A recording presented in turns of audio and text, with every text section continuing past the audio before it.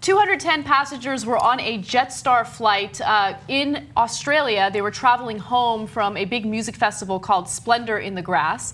And while they were on that flight, a weird flight attendant decided to let them know, hey, you know what? Once you guys land, you are probably going to have to deal with drug-sniffing dogs. So the flight attendant said the following: "We have been told there are sniffer dogs and quarantine officers waiting in the domestic terminal. If you need to dispose of anything you shouldn't have, we suggest you flush it now."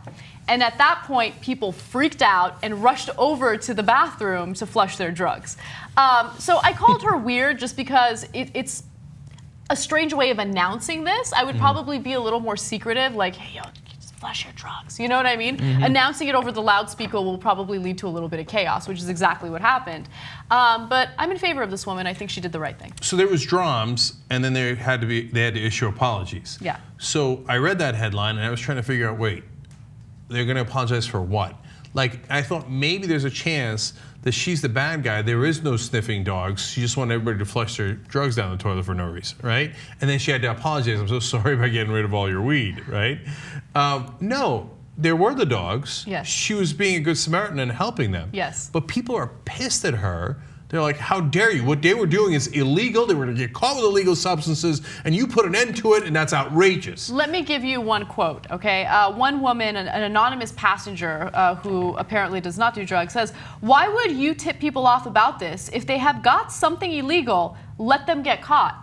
I don't know, because if people have decided that they want to do drugs, let them do drugs. Like, look, I'm not in favor of drugs. I'm not going to go out and like shoot heroin and snort cocaine. But if someone is going to do that, I don't want them going to jail for it. I want them to get rehabilitated. But that's the power of anti-drug propaganda, right? That's the power of criminalizing it for so long and pushing the notion that criminalizing it is the best thing to do. It seeps into society and people believe it. They believe that if you are using hard drugs, you're a crazy criminal and you should be behind bars.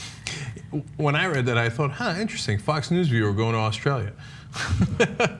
Okay, now, anecdotal evidence based on second and oftentimes third-hand stories that I've heard is that the Australians are fond of the different herbs of the planet, okay? And so this is a particularly good public service announcement on an Australian flight, and she's really trying to look at it, and I love that they were coming back from a music festival. Already you knew they had weed on them. Splendour in the grass. Splendour in the grass? Come on. Come on. Okay, that was a little obvious, right? So I think she is an Australian hero. I think she should get a promotion. Jetstar could have gotten great publicity out of this, but instead they have issued an apology.